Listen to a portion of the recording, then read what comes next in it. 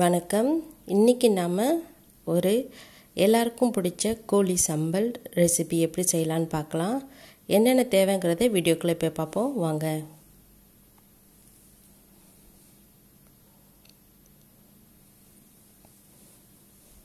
முதல்ல நம்ம chilli paste ready பண்ணிக்கலாம். தெரிஞ்சவங்களுக்கு இது பரவாயில்ல, தெரியாதவங்களுக்காக நான் இந்த போட்டிருக்கேன். உரப்பே இல்லாத மிளகாயை எடுத்துக்கலாம். ரொம்ப உரப்பாக இருந்துச்சுனாலும் நம்மளால் சாப்பிட முடியாது. அதனால் அப்படி இல்லாட்டி உரப்பு மிளகாயும் உரப்பு இல்லாத மிளகாயும் ரெண்டும் கலந்து நம்ம இதை யூஸ் பண்ணிக்கலாம். முதல் சீசர்ஸில் சின்ன சின்னதாக கட் பண்ணிவிட்டு உள்ளே இருக்க விதை எல்லாத்தையும் இப்படி லேசாக போட்டு குலுக்கிட்டு அதுக்கப்புறம் நம்ம சுடு தண்ணி ஊற்றி அவிச்சிடலாம். சுடு தண்ணி ஊற்றிட்டு நம்ம ரொம்ப அவிக்க வேணாம். லேசாக ஒரு கொதி வரும் பாருங்கள். அப்போவே அதோட தோல்லாம் கொஞ்சம் நல்லா அப்படியே சாஃப்டாகிடும். அது வரைக்கும் நம்ம இதை கொதிக்க வச்சுக்கலாம். இந்த மாதிரி கரண்டி வச்சு கொஞ்சம் நல்லா கிண்டி விட்டோம்னா அந்த விதையெல்லாம் சீக்கிரமாக கீழே விழுந்துடும். ஒரு 2 நிமிஷம் மூடி போட்டு நல்லா மூடி வச்சுட்டு அதுக்கப்புறம் எடுத்து இந்த மாதிரி ஒரு 2-3 தடவை கழுவிடலாம்.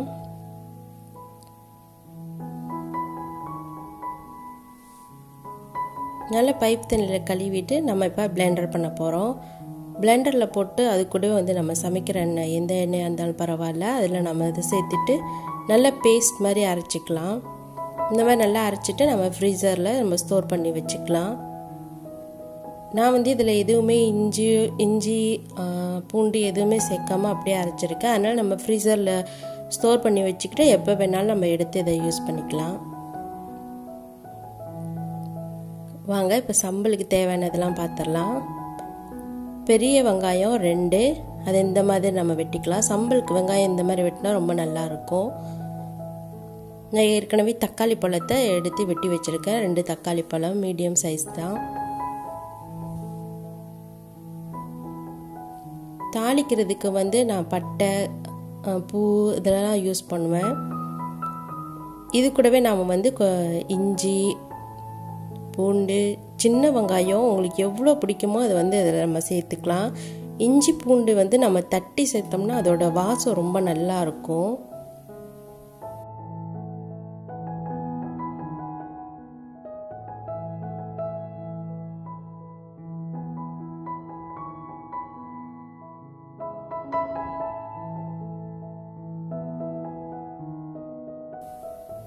நான் இன்னைக்கு தாளிக்கிறதுக்கு நம்மளோட பட்டை பூ இதெல்லாம் சேர்த்துருக்கேன். அந்த மாதிரி போட்டு நம்ம தாளித்து சம்பல் வச்சோம்னா ரொம்ப நல்லாயிருக்கும். அதோட வாசம் எல்லாமே ரொம்ப நல்லாயிருக்கும் சம்பலுக்கு. சின்ன வெங்காயம் உங்களுக்கு எவ்வளோ வேணுமோ அந்த அளவுக்கு நீங்கள் சேர்த்துக்கலாம். இதில் இது எல்லாத்தையும் நம்ம இடித்து சேர்த்தோம்னா அதோட வாசம் ரொம்ப நல்லாயிருக்கும். அதனால தான்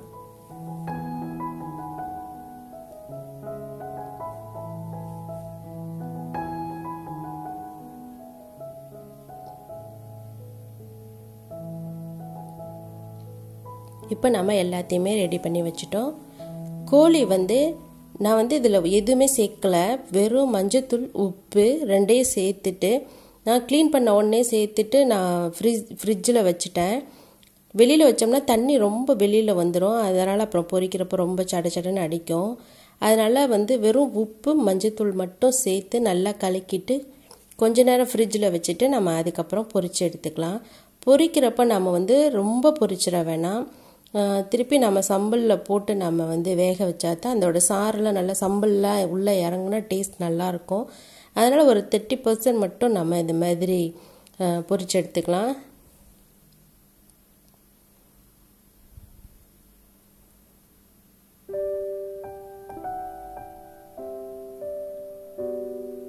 இந்த மாதிரி மூடி போட்டு நம்ம பொரிச்சோம்னாக்க மேலே எதுவும் அடிக்காது. அதனால் மூடி போட்டு நல்லா நம்ம வேக வச்சுக்கலாம். அதை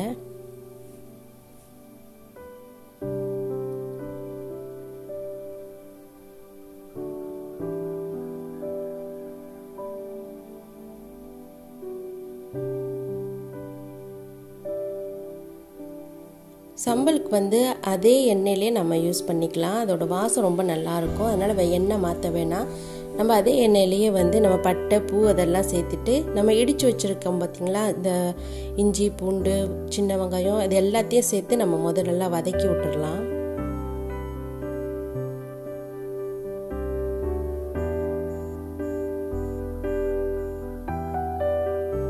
பாருங்கள், இந்த அளவுக்கு வந்தால் போதும், ரொம்ப ப்ரௌன் கலராக ஆக வேணாம்.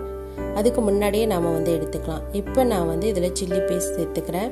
உங்களுக்கு எந்த அளவுக்கு வந்து திக்காக இருக்கணுமோ அந்த அளவுக்கு நீங்கள் வந்து பேஸ்ட்டு நம்ம இதில் சேர்த்துக்கலாம். இந்த மாதிரி ஏதாவது சம்பல் செய்கிற அன்னைக்கு நம்ம வந்து சில்லி பேஸ்ட் அரைச்சோம்னாக்கா அந்த பிளெண்டரில் இருக்கிறது எல்லாத்தையுமே நம்ம கழுவி இதில் ஊற்றிக்கலாம்.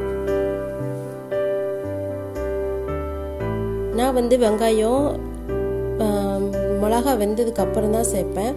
உங்களுக்கு வேணால் நீங்கள் முன்னாடியே சேர்த்துக்கலாம். ஏன்னா எண்ணெயில் நல்லா மிளகா வெந்தால் தான் அந்த பச்சை வாசனைலாம் போகும். அப்போ நல்லாயிருக்கும், சம்பல் வந்து டேஸ்ட்டாக இருக்கும். அதனால் நான் எண்ணெயில் வதக்கிடுறேன் எல்லாத்தையும்.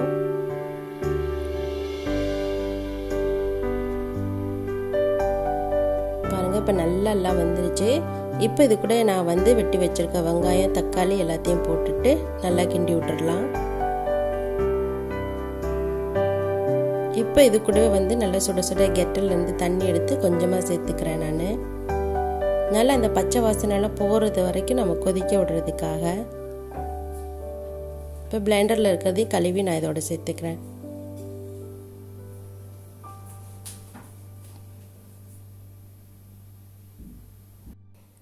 இதில் வந்து நான் ஒரு தேக்கரண்டி அளவுக்கு சீனி சேர்த்துக்கிறேன். நீங்கள் வெள்ளை சீனி வேணாட்டி நீங்கள் வந்து கருப்பு சீனி சேர்த்துக்கலாம். இதில் அது கூடவே தேவையான அளவு உப்பும் சேர்த்துக்கிட்டேன். இன்றைக்கி நான் வந்து டொமேட்டோ சாஸ் வந்து யூஸ் பண்ணுறேன். சில்லி சாஸ் போட்டால் ரொம்ப நல்லாயிருக்கும். சில்லி சாஸ் வந்து முடிஞ்சிடுச்சு, அதனால் நான் இன்றைக்கி டொமேட்டோ சாஸ் யூஸ் பண்ணியிருக்கேன். உங்களுக்கு வேணால் நீங்கள் சில்லி சாஸும் யூஸ் பண்ணிக்கலாம். அப்படி சாஸ் வேணாட்டி நம்ம வந்து சீனி மட்டும் கொஞ்சம் கூட போட்டுக்கலாம், அதுவும் ரொம்ப நல்லாயிருக்கும். இப்போ நம்ம இந்த கோழி எல்லாமே வந்து சம்பலில் நல்லா வேக வைக்க போகிறோம். நல்லா வெந்தாக்க இந்த சம்பல்லாம் நல்லா உள்ளே இறங்கி ரொம்ப நல்லா டேஸ்ட்டாக இருக்கும்.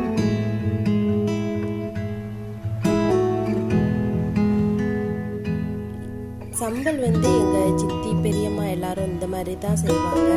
உங்களுக்கு பிடிக்குன்னா நீங்கள் வந்து லெமன் கிராஸ் அப்புறம் லெங்குவாஸ் அதெல்லாம் சேர்த்துக்கலாம் நீங்கள் வேணால். ஏன்னா எங்கள் சித்தி பெரியம்மாலாம் வந்து இப்படி தான் செய்வாங்க. அதனால நான் வந்து அதே மாதிரி செஞ்சுருக்கேன்.